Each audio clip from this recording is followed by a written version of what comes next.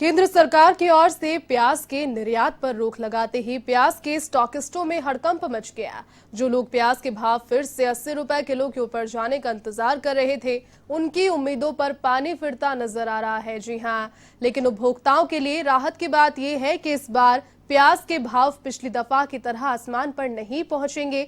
यानी इस बार प्याज केवल काटने पर ही रुलाएगा, खरीदने पर नहीं।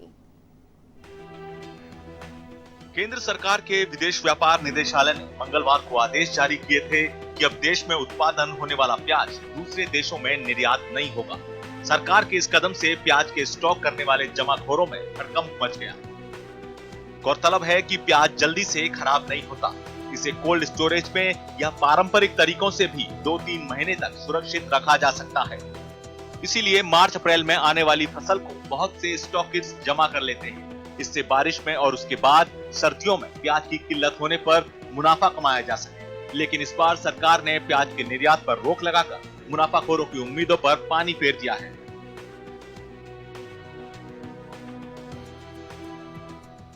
20 रुपए किलो से लेकर 30 रुपए। कल जो केंद्र सरकार ने प्याज के निर्यात पर प्रतिबंध लगाया है, उससे आम लोगों को फायदा रहेगा।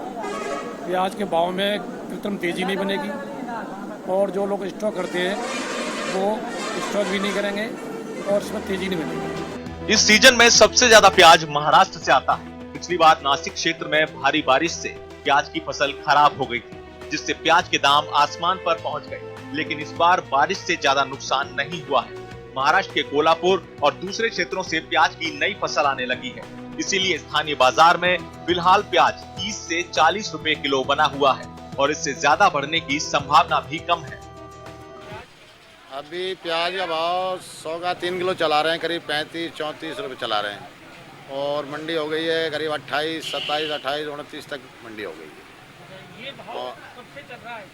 अभी करीब 6-7 रोज से चल रहा है। पहले करीब 25-30 चल रहा था। अब कुछ दिनों से थोड़ा तेज हुआ है और आज और तेज है। अब ये कहाँ से आ रहा है प्याज? कोल्हापुर आ रहा है अभी तो नया प्याज आ रहा है महाराष्ट्र कोल्हापुर। उसके बाद अभी कर्नाटक आएगा, फिर अपने कोटा का चालू हो जाएगा। अलवर भी आ जाएगा, दिवाली के पास अलवर आ जाएगा। भारतीय प्याज के सबसे बड़े आयातक देशों में नेपाल, बांग्लादेश, श्रीलंका, मलेशिया और संयुक्त अरब अमीरात शामिल हैं। केंद्र सरकार ने अगले आदेशों तक प्याज पर रोक लगा दी है। लेकिन प्याज की नई फसल का उत्पादन अच्छा रहता है और स्थानीय बाजार में प्याज के भाव सामान्य रहते हैं तो निर्यात पर यह रोक हट भी सकती है। अब सितंबर के अंत में मानसून की विदाई के बाद ही स्थिति स्पष्ट होगी।